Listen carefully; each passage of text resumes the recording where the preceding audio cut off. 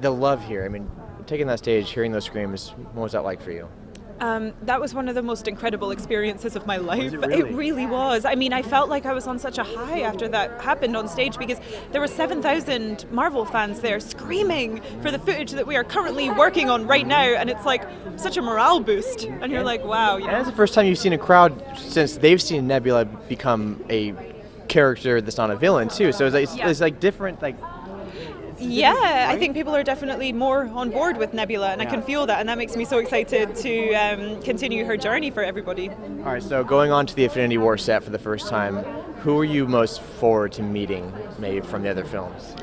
I was quite excited about Iron Man, Robert Downey Jr., just because I love his performance. I loved it in all of the Iron Man movies, and there's clearly so much improv involved with this stuff, so I thought, oh, that's going to be cool to see happen in real life.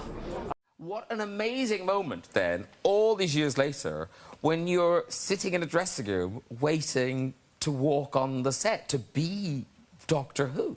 Yeah. That must have been mind-blowing.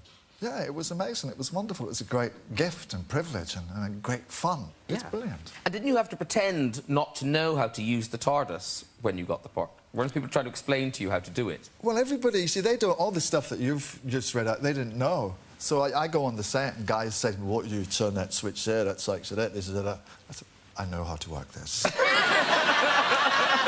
don't have to tell me how to work it. I know. And what's that? This is one of those weird coincidence type stories. You're in the Czech Republic when you find out. What's that sweet story about? The story is that it's very secret when you become Doctor Who.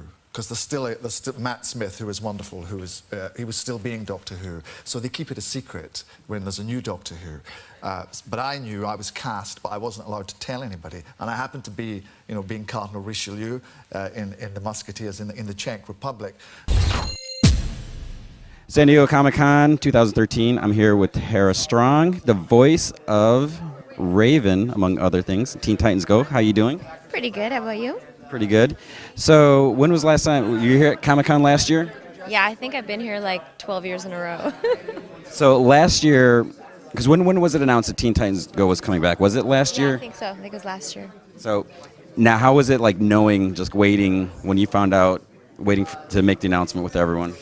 Teen Titans was one of those shows that it ended at such a pivotal character story arc crazy that the fans were like, what do you mean it's ending? Even I was like, what's happening with Trigon and what's going on?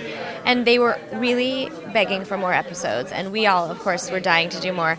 And it took a really long time. And then when we found out it wasn't a continuation of what happened, we were nervous again that the fans wouldn't respond. But we were just also happy to be back together as a group playing these roles.